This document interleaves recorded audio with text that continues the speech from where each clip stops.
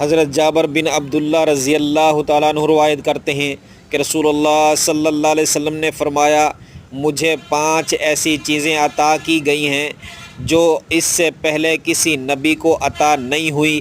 ایک ماں کی مسافت سے دشمن پر رعب و دبدبے کے ذریعے میری مدد کی گئی۔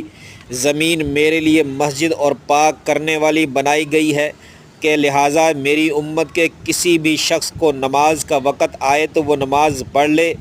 میرے لیے مال غنیمت کو حلال کر دیا گیا ہے جبکہ مجھ سے پہلے کسی کے لیے حلال نہیں تھا۔ مجھے شفاعت عطا کی گئی ہے۔ پچھلے نبی خاص کر اپنی قوم کی طرف مبعوث ہوئے جبکہ مجھے تمام کائنات کے لیے رسول بنایا گیا ہے۔ نبی کریم صلی اللہ علیہ وسلم کو یہ خاص 5 چیزیں ایسی عطا کی گئی جو پہلے انبیاء کو نہیں دی گئی تھی۔